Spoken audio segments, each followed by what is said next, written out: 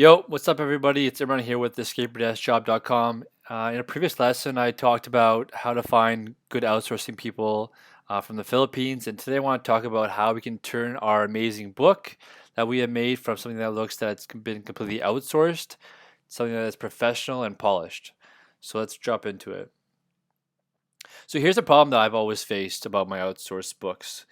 As soon as I send them out there and they're created and written after about 10 days, they come back looking like they've been completely farmed out.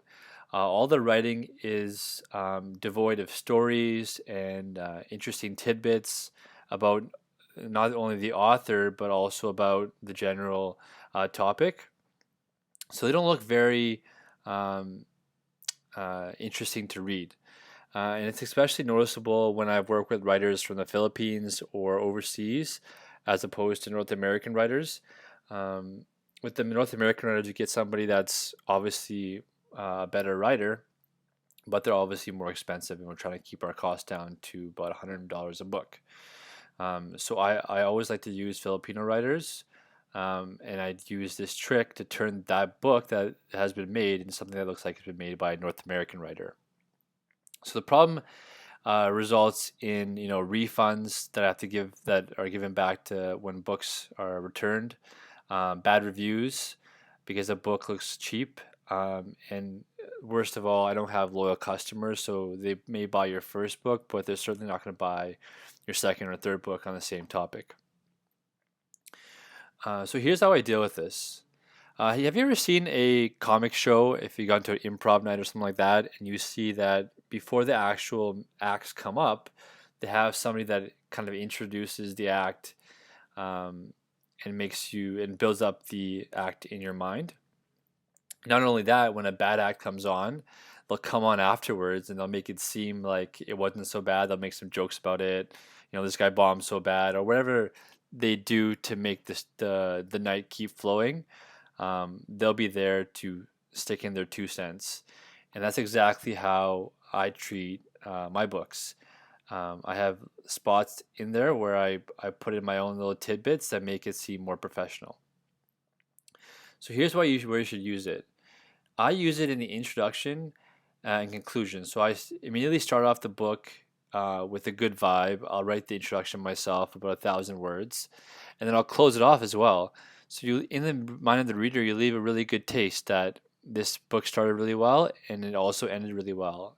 So when they leave a review, they're much more likely to remember the beginning or the end.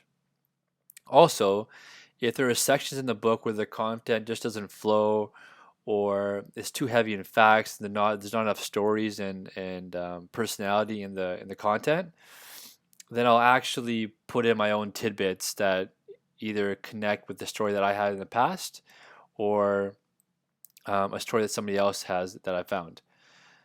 So this is exactly how I'd use it. So either I insert a story from you or someone else that ties the facts and the heading together, or I'll relate the points back to the goal that the user had when they first bought the book. So when they actually purchased the book, they had some benefits in mind for themselves that they wanted to see fulfilled.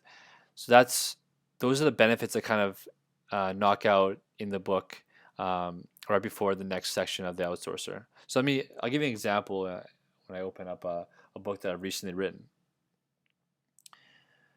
So here's a simple vegan book that I have having put together right now, and I'm actually vegan myself, so this topic is not that far-fetched for me. But you don't have to use stories from yourself. You can always use stories from somebody else you found online, or an expert in the field, and you can borrow their authority. Anyway, so what I've done here is you can see here 15 key ingredients the vegans should keep in the house. I added this piece here, and then the outsourcing writer starts off here. And what I've done here is I've said one of the biggest challenges I had going vegan was figuring out what to buy and keep around the house. So I know that that's a problem that a lot of readers have had, or people that are interested in these kind of books have had. Um, and so I put it right here to say that I can relate to them.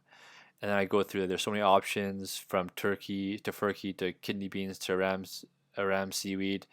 You could quickly end up going broke. So I hit at one of their pain points. It's very expensive to be a vegan, or at least it seems like it. And then I finally tie in the benefit. This list will give you the 15 essential ingredients I keep around the house. And then it goes into the 15 essential ingredients. But what I've done there is I've kind of kept the flow of the book from um, uh, where I want it to be and the benefits that the reader is looking for into what um, the outsourcer has done. So I would go through this book, and each kind of new section I would not for the recipes themselves, but for let's say this section, tempeh versus tofu versus soy, I would put in my own little thoughts about that topic and tie it back to the benefits. As well, I've written an introduction of about 1,000 words where I explain um, the reasoning behind writing this book. Again, tying in the benefits, explaining my journey, kind of humanizing and putting a story behind it. And that's a good way to open it. And then eventually I'm going to close it as well at the end with another thing to tie all the benefits together. So what this does is it lets me write a lot less words while also making the book seem and feel that it's been customized and made professional. So definitely use this tactic after the book is written, after it comes back to you, before it goes to editing. Put in your introduction, put in your conclusion, and tie up all the benefits for the readers so that they feel like it's a cohesive book. So I hope that helped out, and don't forget to subscribe for some more good videos about building a Kindle business and how to outsource the entire process. As I mentioned before, I'll be putting together a complete guide called Kindle Autopilot that'll take you through the entire process from front to back, and you don't want to miss out on that. So get started now and subscribe. Thanks. Talk to you soon.